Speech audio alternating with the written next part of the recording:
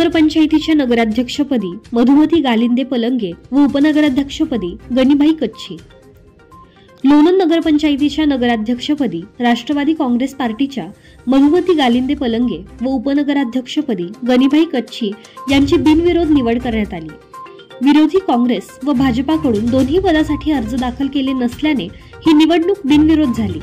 दिनांक 24 रोजी लोणंद नगरपंचायत सभागृहात वाईचे प्रांत राजेंद्र कचरे व मुख्याधिकारी दत्तात्रय गायकवाड यांच्या उपस्थितीत विशेष सभा आयोजित करण्यात आली होती। नगराध्यक्ष पदासाठी राष्ट्रवादीकडून मधुमती गालिंदे व उपनगराध्यक्ष पदासाठी गणिभाई कच्छी यांचेच अर्ज आल्याने त्यांची निवड बिनविरोध म्हणून घोषित करण्यात आली। या विशेष सभेला राष्ट्रवादीच्या माजी नगराध्यक्षा सीमा वैभव खरात, माजी उपनगराध्यक्ष रवींद्र क्षीरसागर, नगरसेवक शिवाजीराव शेळके, सचिन शेळके, भरत शेळके, भरत बोडरे, रशिदा इनामदार, सुप्रिया शेळके, प्रवीण भावळ, आसिया बागवान, दीपाली निलेश शेळके, दीपाली संदीप शेळके, ज्योती डोणीकर, तृप्ती घाडगे, राजश्री शेळके, सागर शेळके उपस्थित होते।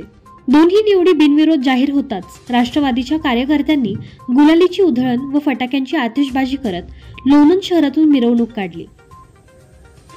लोणंद नगरपंचायतीवर प्रथमच 2 वेळा नगराध्यक्षपद भूषवण्याची संधी मधुमती गालिंदे यांना मिळाली असून त्यांनी मदत व पुनर्वसन मंत्री मकरंदाबा पाटील यांचे आभार मानले। यावेळी सहाय्यक पोलीस निरीक्षक सुशील भोसले व त्यांच्या सहकाऱ्यांनी चोख पोलीस बंदोबस्त ठेवला होता।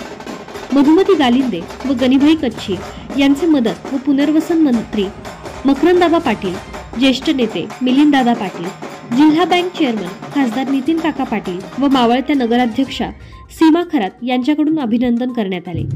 निवडीवेळी बाजार समितीचे सभापती सुनील शेळके, ॲडव्होकेट गजेंद्र मुसळे, असगर इनामदार, ॲडव्होकेट गणेश शेळके, सागर गालिंदे, भिकूदादा कुरणे, बंटी वैभव खरात, सुलेमान कच्छी, बबनराव शेळके, शफीभाई इनामदार, राष्ट्रवादीचे पदाधिकारी व शेकडो कार्यकर्ते उपस्थित होते।